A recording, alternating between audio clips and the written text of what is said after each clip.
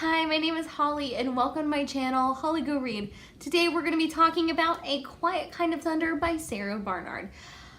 Oh, I have so many good things to say about this book because there was so much squee. Oh my god, this book is so pure and sweet and adorable, and let's talk about it. Okay, so I'm going to put down the book because I'm going to hurt it if I keep manhandling it. Okay, so the main premise of the book is that we have Steffi who has severe anxiety to the point of having selective mutism, and we are reading the book from her perspective, really getting a deep look into what it is like to have severe anxiety. During her senior year of high school, 12th form in British, because this does take place in England, she is kind of on her own for the first time. Her best friend has gone to another school to pursue a different type of training. So now Steffi just kind of has to navigate the waters on her own. On that first day, she is introduced to Reese, the half British, half Guianan deaf boy.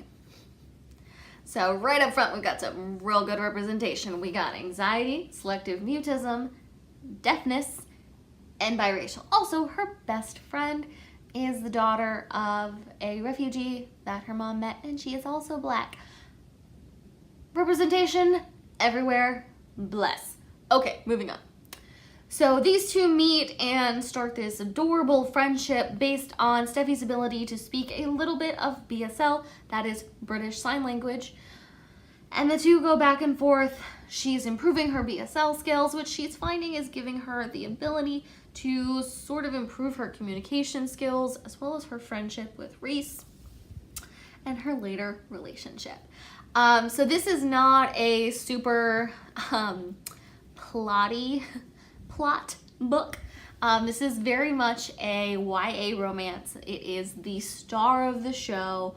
So if that's not your deal, this probably is not the book for you. But if you love squee, adorable, sweet romance, this is excellent. It's almost too precious for words. So let's talk about the good stuff. So the social anxiety rep and deafness rep from the two main characters is great to see. I love seeing this kind of diversity in books. Not just racial diversity, but diversity of ability. That's awesome. Next point of the good, the romance. It was so good. It wasn't insta-lovey at all. It was very much built up as slow as you can in a book that's just not very big.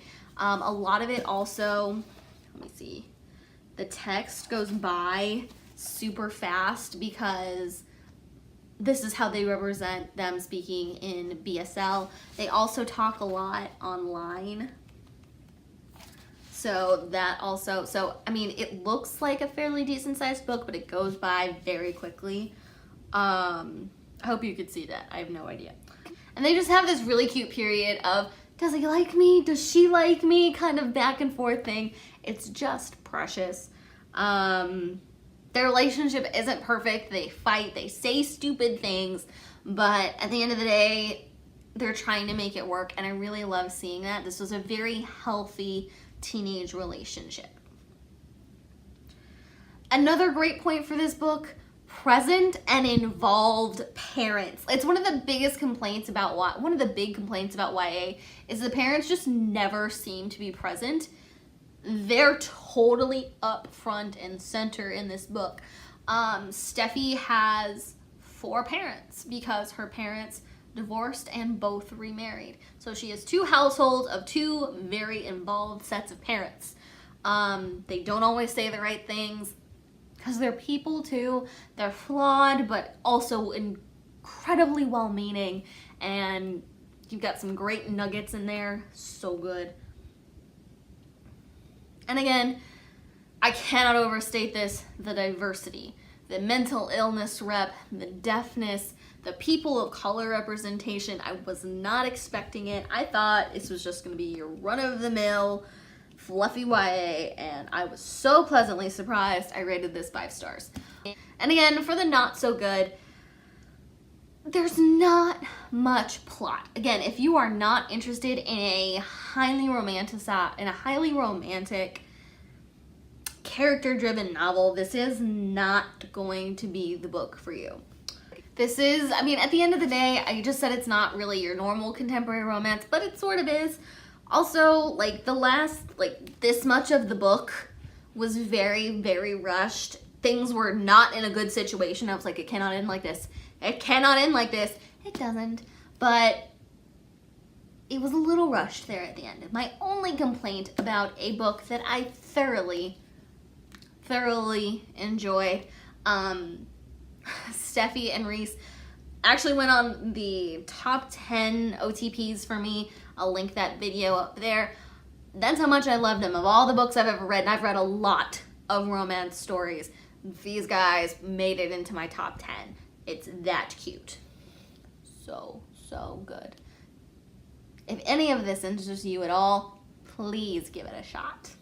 I hope you enjoyed this. I really hope you go out there and read A Quiet Kind of Thunder. If you do, if you have read it, please let me know down in the comments. I would love to squee about this book with somebody else because I enjoyed the ever-loving heck out of it. Thank you so much for watching today. Again, my name is Holly, and go read.